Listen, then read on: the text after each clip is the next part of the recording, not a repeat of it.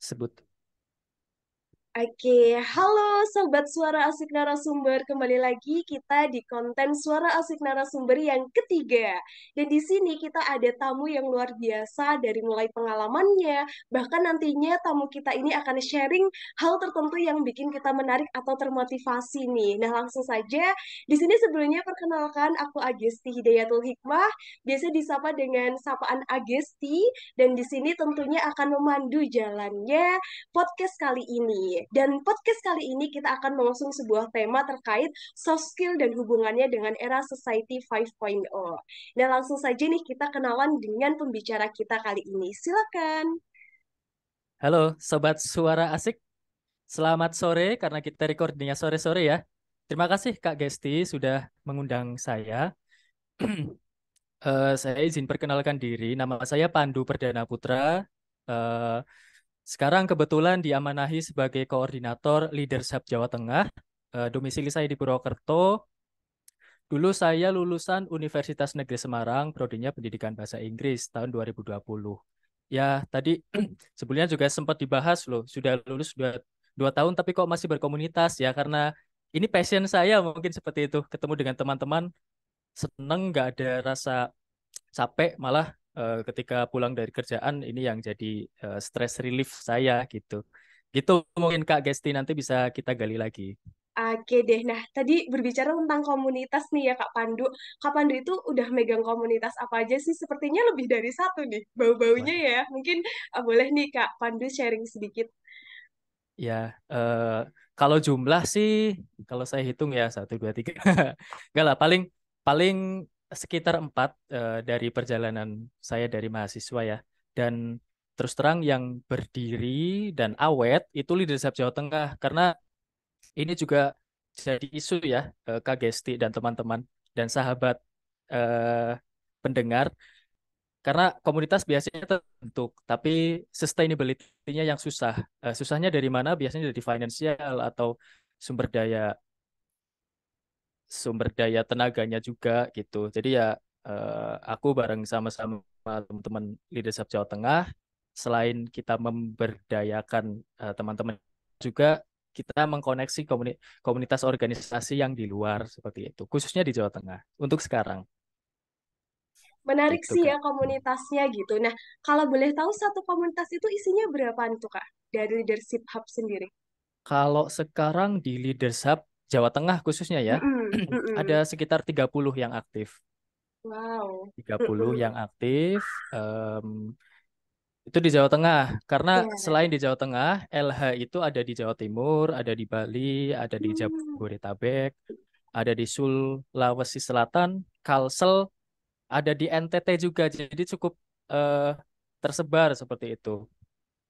Gitu Kak Oh, Gesti. iya ya, oke menarik ya. Nah di sini kita lanjut aja ke tema utama kita. Kita itu akan berbicara tentang soft skill atau hard skill. Nah pada dasarnya manusia itu memang dia memiliki suatu keterampilan, entah itu keterampilan secara yang langsung bisa kita aplikasikan atau keterampilan yang secara kita tidak bisa melihatnya, tapi kita bisa merasakan begitu.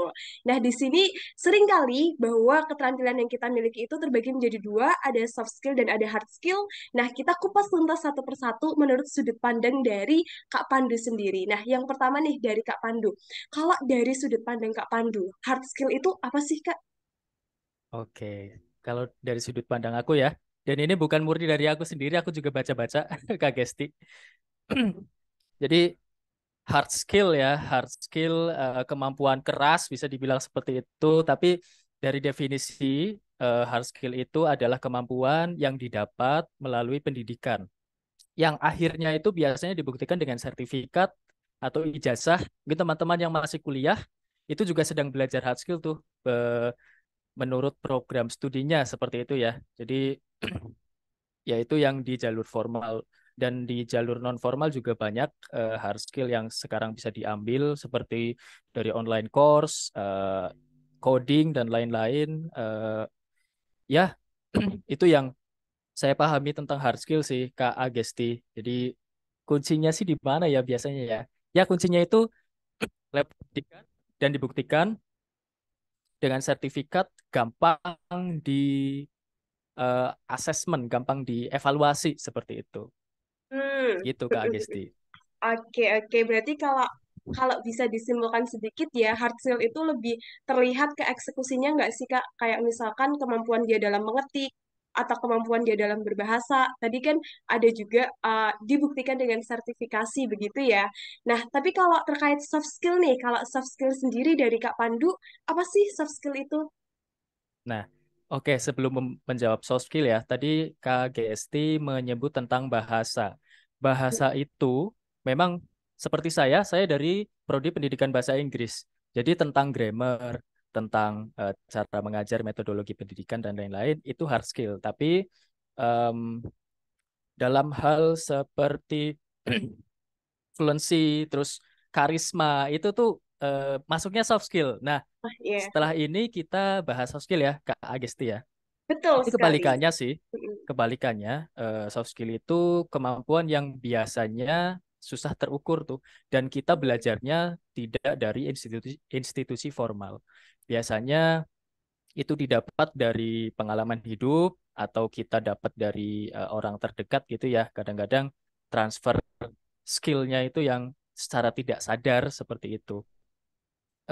Dan menariknya, ini aku juga baca dari riset LinkedIn ya, dari tahun 2015 ke sini, para recruiter itu sudah tidak memfokuskan ke hard skill sebagai requirement mereka, tapi mereka juga sekarang mempertimbangkan soft skill karena tanpa membanding-bandingkan soft skill atau hard skill mana yang paling baik, tapi anggapan para recruiter itu ketika soft skillnya bagus, dia pasti bisa belajar hard skill yang nanti bisa dipelajari seperti itu. Mungkin tambahan lagi Kak Gesti. Ini yang mungkin kalau orang Indonesia bilang kalau moralnya baik, kalau sikapnya baik, perilakunya baik, pasti sukses seperti itu. Ah, itu yang tadi saya sebutkan itu termasuk soft skill. Menurut menurut saya ya seperti itu. Kak Oke, Gesti. nah lanjut nih, kalau berkaitan dengan soft skill ya Kak, kira-kira apa saja sih contoh-contoh soft skill yang memang sering kita temui dalam kehidupan sehari-hari? Kan tadi bisa didapatkan dari pengalaman, bisa didapatkan dari teman terdekat kita. Nah, kira-kira yang sering kita temui itu apa sih soft skillnya begitu? Hmm. Ya, kalau dari hal interpersonal jelas komunikasi. Komunikasi itu soft skill ya. Terus ada critical thinking, berpikir kritis juga soft skill, kreativitas juga soft skill. Em, ya saya sebutkan tiga saja dulu ya. Nanti teman-teman juga pasti bertemu dengan banyak soft skill yang biasanya di masa itu. Gitu. Iya, betul-betul. Termasuk ini enggak sih Kak, kemampuan dalam memimpin leadership itu termasuk Hmm. dalam soft skill? Dan juga Ya, satu lagi mungkin kemampuan dalam beradaptasi. Itu masuk soft skill nggak nih menurut Kak Pandu? ya menurut saya juga aku setuju sama Kak Gesti. Hmm, Leadership hmm. sama adaptability ya. Bagaimana kita bergabung dengan komunitas atau lingkungan yang baru. Itu juga termasuk soft skill. Dan nanti mungkin di pembahasan selanjutnya ya, ini itu sangat penting teman-teman. Adaptability di zaman sekarang seperti itu. Iya, benar-benar. Nah, sekarang nih menyikapi kondisi kita saat ini yang memang sedang digencar-gencarkan menuju era Society 5.0 atau sering pula disebut dengan Society 5.0 begitu ya. Kira-kira soft skill apa sih yang dibutuhkan di era saat itu atau saat yang akan kita tuju itu? Nah, dari Kak Pandu nih mungkin boleh ngasih sharing atau ngasih beberapa rules nih terkait dengan soft skill apa yang dibutuhkan. Oke, soft skill di Society 5.0 ya. Mungkin sebelumnya kita abstraksi dulu. Society 5.0 itu apa ya, Kak Gesti ya. Jadi ini juga hasil reading. Hmm, Mungkin saya runtutkan ya. Kalau Society 1.0 itu ditetapkan yang artinya adalah ketika manusia berdampingan dengan alam. Jadi waktu manusia dulu itu masih bercocok tanam dan eh, hunting. Hunting itu bahasa Indonesianya apa? Lupa aku. Berburu. Sorry, sorry, sorry. Iya Iya, itu. heeh. Lalu yang kedua, Society 2.0 itu ketika manusia sudah em, ada tempat bernaung ya, dan mereka sudah bertani seperti itu untuk memproduksi makanan sendiri. Yang ketiga itu industrialisasi, yang keempat itu eh, maraknya teknologi informasi, dan yang kelima ini yang menarik eh, adalah super smart society. Jadi ketika nomor 4 itu kan integrasi IT sudah digaungkan seperti itu. Tapi banyak evaluasi bahwa peran manusia itu atau peran manusia itu banyak tergeser oleh mesin. Nah, di Society 5.0 itu sekarang dari machine center sekarang jadi human center. Jadi sekarang fokusnya adalah manusianya yang mana harus diupgrade agar bisa bisa mengoptimisasi teknologi informasi seperti itu. Ya mungkin itu abstraksinya dulu. Ya kalau terkait hard skill, kita ke hard skill dulu kali ya Kak Gesti ya. Karena kaitannya dengan em, teknologi informasi jelas sekali hal-hal yang perlu dipelajari ya skill terkait IT. Itulah kenapa pekerjaan-pekerjaan zaman sekarang itu demand yang tingginya itu yang terkait dengan IT, web developer, coding, baik big data, artificial intelligence seperti itu. Em, Ya itu memang memang tuntutan zaman seperti itu ya. Tapi untuk kita, untuk kami, saya juga kan dari jurusan pendidikan.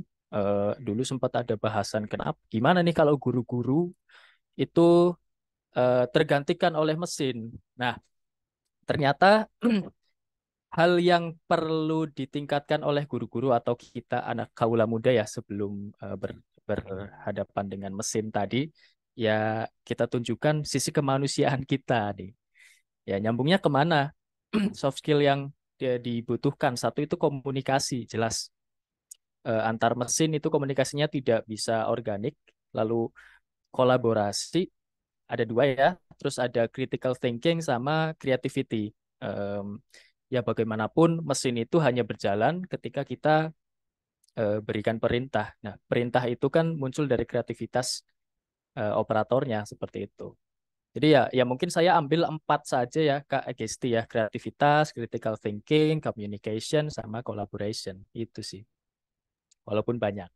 Oke, menarik ya. Empat itu nih. Tadi ada critical thinking, collaboration, kemudian ada dua lagi ya Kak. Tadi, nah Kak Gesti sampai belum sempat ngenotis nih. Nah, dari masing-masing empat itu, kira-kira bagaimana sih Kak cara mengembangkan dan juga menumbuhkannya begitu? Sepertinya hal itu tuh tidak muncul secara sendirinya. Perlu mungkin adanya sebuah kemauan untuk mencobanya atau hal tertentu faktor eksternal dari lingkungan. Nah, dari Kak Pandu nih, ada nggak sih cara-cara tertentu untuk menumbuhkan empat soft skill itu?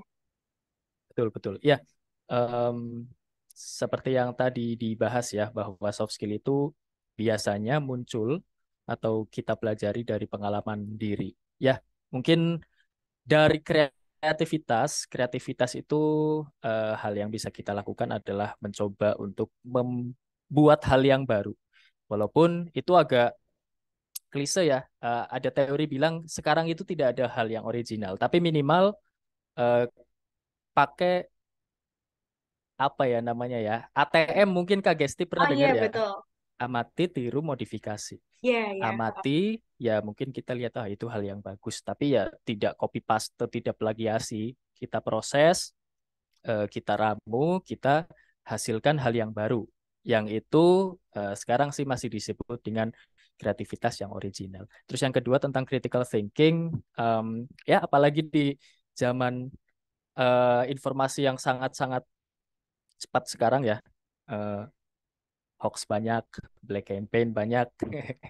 Maka dari itu kita perlu belajar jadi filsuf nih. Jadi filsuf. Pertanyaan filsuf kan apa iya? Sesimpel itu. Critical thinking itu muncul dari eh, pertanyaan apa iya? Apakah betul? Nanti ketika itu sudah jadi apa namanya kebiasaan orang kalau udah terbiasa untuk bertanya apa iya, apakah betul, eh, nanti pikirannya sendiri itu sudah punya framework berpikir untuk kritis seperti itu ya. Jadi tidak gampang percaya. Terus yang ketiga tadi communication ya, komunikasi sering-sering lah ngobrol dengan manusia ya.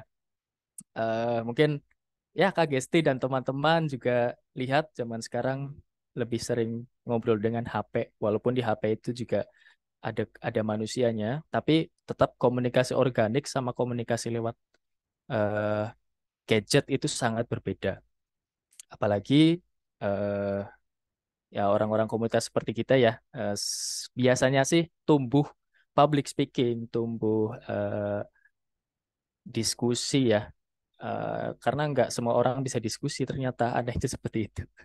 Lalu yang terakhir adalah kolaborasi. Kolaborasi ini juga saya ambil dari pemimpin Indonesia.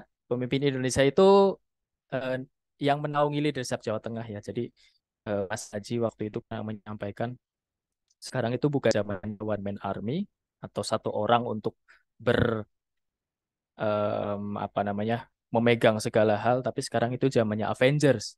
Avengers itu kan orangnya beda-beda ya.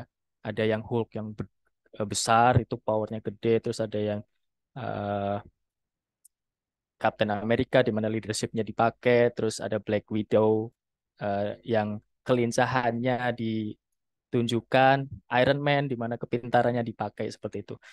Ya sekarang hal itu juga dibutuhkan karena nanti ketika membangun tim, ketika kita mau berdampak ya, apalagi di Society 5.0, perlu orang dari berbagai bidang. Bukan kita belajar segala bidang, tapi setengah-setengah, tapi kita cukup berkolaborasi dengan orang yang ahli di bidangnya tersebut. Itu yang paling baik untuk era sekarang, dipandang seperti itu. Gitu, Kak Gesti. Oke, cukup lengkap ya dari penjelasan Kak Pandu nih. Nah, dari 4 soft skill itu ada critical thinking, communication, creativity, dan collaboration. Dari Kak Pandu sendiri, apakah semua itu wajib dimiliki oleh seseorang?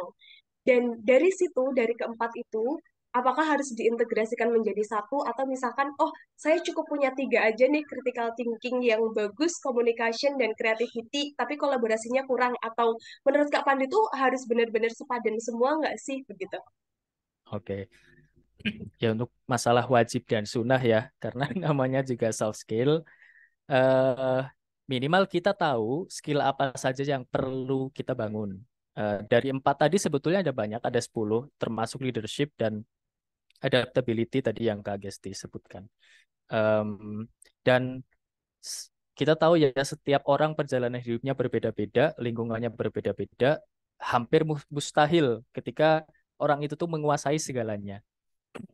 Tapi minimal kita itu paham apa yang harus kita tingkatkan. Itu sih Kak Gesti. Dan semakin banyak soft skill positif yang kita kuasai, saya pribadi sih percaya pasti dia akan menjadi pribadi yang sangat-sangat-sangat lebih baik seperti itu. Tidak ada ruginya. Gitu Ah Kak iya, Gesti. bener juga sih. Nah, berkaitan dengan ini, critical thinking ya, ada kilas baliknya nih Kak. Terkadang orang yang terlalu kritis itu justru menghambat pergerakan dia untuk maju ke depan. Dalam artian, ini pengalaman dari teman Kak Gesti sendiri. Dia itu terlalu melihat dari berbagai sudut pandang yang luas, berpikir kritis, menyikapi dari segala hal, dan berakibat pada pergerakannya yang lambat. Jadi seperti tertinggal dari teman. Temannya sudah berapa langkah, dia di belakang karena dia itu terlalu mempertimbangkan dari berbagai aspek yang seharusnya tidak perlu begitu. Nah, kira-kira kalau dari Kak Pandu nih, apa sih tipsnya agar kita itu boleh critical thinking? Itu bagus ya, itu menyikapi suatu isu dengan kritis atau bisa disikapi dengan berbagai hal dan kita menjadi punya sudut pandang, tapi bagaimana caranya biar tidak over kayak gitu? Mungkin Kak Pandu ada Hmm. tipsnya nih. Oke. Ya, ini saya sampaikan, tapi saya yakin ini bukan jurus pamungkas ya untuk menghilangkan masalah orang yang over critical thinking, over. Ini mungkin berbeda dengan overthinking ya, Kak Gesti ya. Eh, Ya, Beda ya, karena orang yang critical thinkingnya terlalu tinggi, biasanya dia akan jadi selalu jadi oposisi dimanapun dia berada. Biasanya seperti itu ya. Betul. Nah, Iya. selalu jadi oposisi di manapun dia berada. Jadi ya memang kemampuan berpikir dia mungkin tinggi, tapi dia belum bisa memposisikan dirinya, tempatnya dan lain-lain. Menurut saya sih hal itu bisa sebagai dia pribadi, harapannya sih dia tumbuh kebijaksanaan ya. Terus terang saya juga dulu pernah jadi orang yang eh, seperti itu. Jadi istilahnya itu devil's advocate. Jadi di satu forum itu selalu yang jadi apa tuh namanya? Oposisi lah, walaupun sebetulnya aku sendiri tuh setuju dengan itu. Tapi seiring berjalannya waktu eh, ya saya pribadi paham bahwa debat berkepanjangan itu tidak produktif. Makanya saya turunkan levelnya. Ya, pada akhirnya muncul kebijaksanaan itu. Mungkin kalau dari eksternal ya, dari teman satu timnya, ya silahkan bisa dibuat peraturan mungkin. Em, Peraturan contoh satu orang berbicara tidak terlalu banyak atau di dalam manajemen tuh ada yang namanya stand up meeting, yaitu ketika kita rapat pendek itu sambil berdiri. Kenapa? Karena agar orang itu nggak terlalu banyak ngomong seperti itu. Biar orang itu kan capek ya, capek akhirnya ya menyampaikan yang penting-pentingnya saja seperti itu. Ya, ketika ada teman yang seperti itu silakan dinikmati. Kadang-kadang karena idenya itu bagus, cuma eh, terlalu banyak ya cabangnya gitu. Ya, seperti itu Kak Gesti. Kita berdinamika dengan orang lain lah seperti Iya, itu. iya benar-benar. Oke, berarti secara ininya ya pandai-pandai menempatkan diri ya, mengingat kita juga banyak sekali karakteristik orang-orang yang kita temui dan kita tidak tahu latar belakangnya seperti apa secara menyeluruh. Jadi lebih ke pandai-pandai memposisikan diri begitu. Nah, terus berkaitan dengan collaboration, tadi tuh Kak Gesti sempat menggarisbawahi atau nge-highlight kata-kata bahwa ketika berkolaborasi, carilah yang mereka itu punya banyak bidang begitu ya atau kemampuan. Jadi dalam satu tim itu yang bidangnya itu macam-macam atau kemampuannya. Begitu kan ya, Kak? Nah, hanya saja misalkan karena banyaknya bidang dalam satu tim itu, kemampuan dari seseorangnya, itu justru tidak ada yang mau menjadi pemimpinnya. Nah, Hmm. otomatis kan mereka perlu ada yang menggerakkan atau ada yang mengerahkan begitu. Nah, itu terjadi pada salah satu tim yang pernah aku ikuti sendiri, di mana itu sebuah tim lomba. Ada yang passionnya itu di menulis, ada yang desain, kemudian ada juga yang fokus ke EYD, ada juga yang cukup ide. Tapi nyatanya mereka itu sudah komplit nih, 4 bidang yang memang dibutuhkan, tapi nggak ada yang mau bergerak atau inisiatif begitu. Nah, kira-kira baiknya gimana sih begitu? Apakah harus ada salah satu yang mengalah untuk menjadi pemimpin kah atau apa? Karena pada dasarnya dalam collaboration pasti butuh adanya pemimpin nggak sih Kak? Itu kalau dari Betul. sudut pandangku. Tapi coba nanti dari Kak Pandu bagaimana ya? Dan tidak semua orang itu berani untuk memimpin kayak gitu. Mungkin dari Ya, Kak Pandu ada tipsnya atau ada hal tertentu nih yang mau di-sharingkan. ya, oke. Betul sekali ya Kak Gesti. Ya era sekarang kita bagusnya berkolaborasi dengan orang yang minimal sudah mateng di skillnya. Kita jangan belajar segala skill, banyak skill tapi setengah-setengah. Nah, gimana kalau di satu tim itu walaupun mereka sudah ahli di bidangnya nggak ada yang mau memimpin? Ya, em, ya terus terang karena saya belum pernah ada di tim seperti itu karena biasa saya yang mimpin Kak Gesti, bukan gimana-gimana ya. Tapi biasanya memang harus ada yang mengkoordinir seperti itu. Dan ketika sudah terlanjur satu timnya seperti itu ya harus ada yang mengalah sih. Satu orang di mana dilihat dia yang paling mungkin paling dewasa atau dia yang paling bisa menengahi, karena bisa menengahi juga perlu semisal nanti ada konflik ya. Atau dia yang paling paham dengan lomba tersebut. Tadi Kak Gesti bilang tentang lomba ya. Ya, biasanya kan inisiatornya lah seperti, teman-teman ayo kita bikin tim. Nah, itu biasanya yang jadi inisiator awal yang akan jadi ketua. Dan Ya ini juga hal yang menarik ya. Masuk juga ke profil atau masalah yang diangkat oleh Leadership Jawa Tengah. Jadi 93% ini riset yang dilakukan oleh IDN Times, 93% pemuda di Indonesia itu belum berkompeten sebagai pemimpin, jauh sekali. Lalu di sektor swasta saja itu kurang eh, 6 atau 5 juta pemimpin seperti itu. Em, Ya berarti berarti sangat-sangat jauh ya, 93 lah yang jadi yang jadi pemimpin tuh bisa cuma 7%. Ya, satu hal harusnya belajar sih, karena kepemimpinan itu ternyata bisa dipelajari, bukan hanya eh, skill turunan ya, atau apa tuh namanya, warisan ketika bapaknya jadi bupati atau jadi gubernur terus anaknya bisa memimpin, nggak selalu seperti itu. Bahkan siapapun bisa belajar teori-teori kepemimpinan, dia juga bisa terjun dan belajar eh, yang akhirnya nanti em, bisa memimpin di timnya. Dan kalau aku sih punya punya apa namanya ya, punya hal pribadi ketika seperti ini. Ketika tidak ada yang mau memimpin, tim ini kan nggak bakal jalan tuh. Lah ya eman-eman dong. Mendingan ya wis lah aku ngalah untuk memimpin saja seperti itu. Ya ini nyambung juga ke LH Jateng ya, Kak Gesti dan teman-teman pendengar. LH Jateng juga harapannya nanti hadir sebagai komunitas kajian teori kepemimpinan. Jadi kepemimpinan itu bukan ya ya ketika di BEM ya atau di HMJ itu kan mereka melakukan praktek kepemimpinan, tapi jarang sekali yang baca bukunya, jarang sekali yang bahkan riset itu ada risetnya di bidang sosiologi dan bidang manajemen. Jadi ya itu hal yang menarik, mungkin jadi PR kita bersama juga ya Kak Gesti, teman-teman BMKM UNY dan LH Jateng untuk menumbuhkan pemimpin-pemimpin baru. Biar apa? Indonesia tuh nggak tunjuk-tunjukkan kamu aja, kamu aja, kamu aja. Aku loh yang pegang kayak gitu kan. Insya Allah ke depan seperti itu. Iya, benar-benar. Semoga ada program kolaborasi ya antara BEM KMUN-nya sama Leadership nih. Oh Kak, siap. tapi boleh nih satu pertanyaan yang mungkin out of topic gitu, tapi masih berkaitan dengan leadership karena leadership juga masuk soft skill gitu. Sebenarnya pemimpin yang baik itu pemimpin yang seperti apa sih, Kak?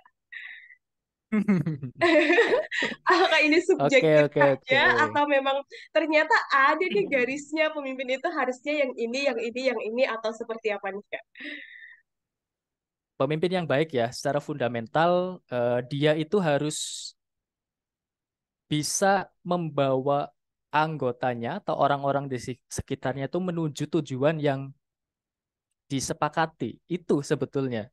Jadi ya secara fundamental itu ya, eh, pemimpin yang berfungsi ibaratnya seperti itu. Tapi kriteria pemimpin yang baik ya dia harus punya visi, dia harus bisa menaungi anggotanya, dia juga harus bisa mengambil keputusan yang paling benar dan lain-lain. Sebetulnya banyak sih, tapi kalau dilihat ke fundamentalnya, ke dasarnya ya, dia bisa menggerakkan orang-orang untuk mencapai tujuan bersama. Ya pun tujuannya kecil atau tujuannya besar gitu sih Kak Gesti.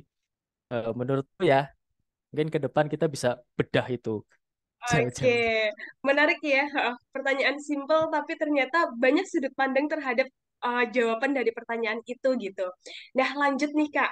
Di sini ada nggak sih pengalaman dari Kak Pandu ketika Kak Pandu itu mendapatkan soft skill baru yang memang ternyata sebelumnya Kak Pandu itu belum pernah dapatkan begitu. Mungkin Kak Pandu menghadapi suatu problem kemudian critical thinking Kak Pandu muncul atau kemudian Kak Pandu dihadapi sebuah isu atau masalah tertentu, tiba-tiba Kak Pandu memberikan solusi yang itu menurutnya Kak Pandu bisa menumbuhkan creativity. Mungkin Kak Pandu boleh sharing nih satu saja pengalaman yang menurut Kak Pandu itu bisa kita contoh bersama gitu.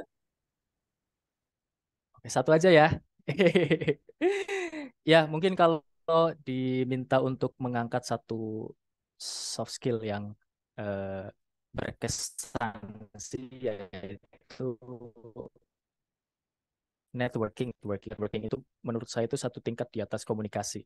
Di mana zaman sekarang, eh, ya banyak-banyaklah jejaring, kenal dengan banyak orang, di mana kita bisa dapat ya nanti kerjaan dari situ, kita bisa dapat undangan apapun dari situ, kita bisa minta bantuan ke banyak orang seperti itu. Nah, ini juga saya selalu sampaikan ke teman-teman LH Jateng juga mungkin di sini juga ke teman-teman ya bahwa networking, kenal orang, saling simpan nomor WhatsApp itu juga sangat penting seperti itu. Nah, dan yang pernah saya benefit yang pernah dirasakan sih yaitu sih tempat kerja, terus sempat dulu di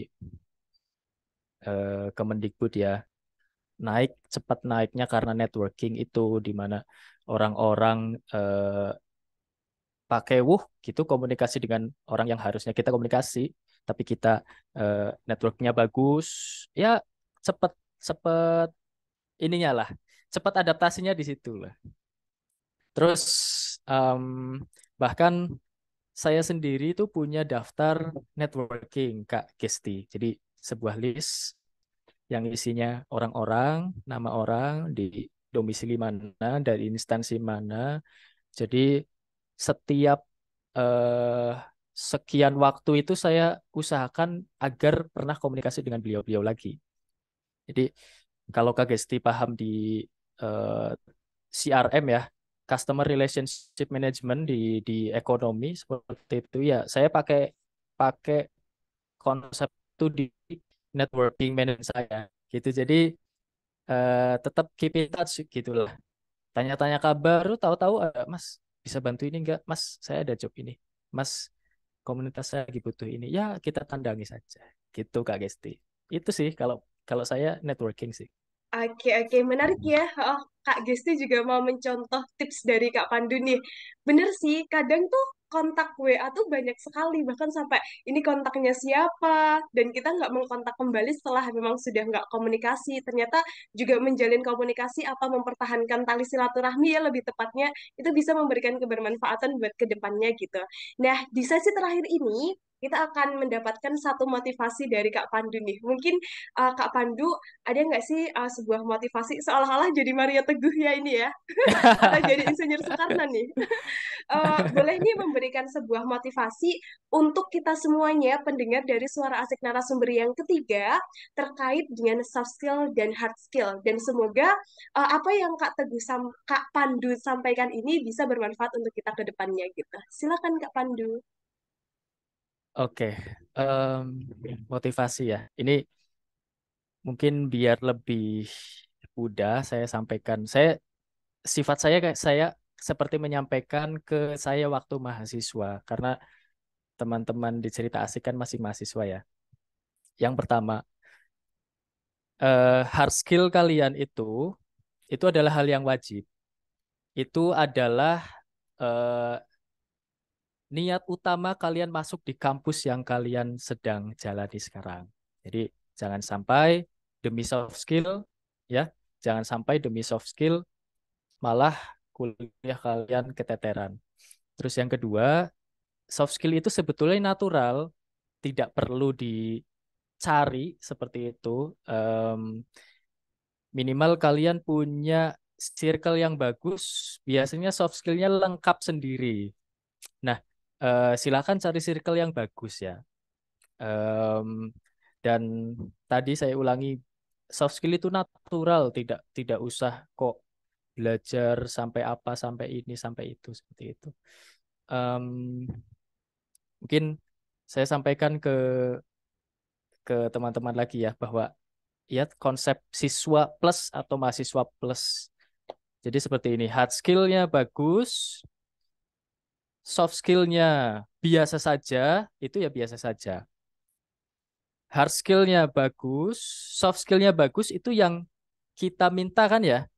Kuliahnya bagus, soft skill-nya juga keren. Nah, itu yang nanti calon-calon orang sukses ke depannya. Tapi jangan sampai, teman-teman, karena berkomunitas, berorganisasi, saking eh, terbawanya, soft skill kalian yang bagus, hard skill-nya jelek. Itu nanti yang cukup susah, kecuali koneksi kalian itu orang-orang yang wah hebat-hebat gitu ya. Tapi jangan, jangan, jangan. Nah, yang paling jelek adalah hard skill-nya jelek, kuliahnya nggak bagus, soft skill-nya juga jelek. Yaitu yang semoga kita terhindar dari golongan yang keempat tadi, seperti itu. Ya, tetap semangat untuk belajar. Kalian masih muda, umur pensiun masih jauh. Semoga tetap belajar dan rajin mengupgrade diri. Mungkin itu, Kak Gesti.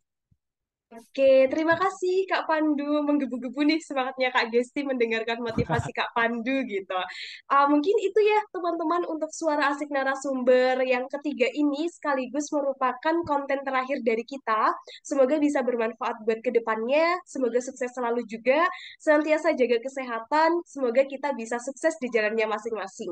Mungkin terima kasih. Wassalamualaikum warahmatullahi wabarakatuh. Sampai jumpa. Waalaikumsalam. Terima kasih Kak Pandu.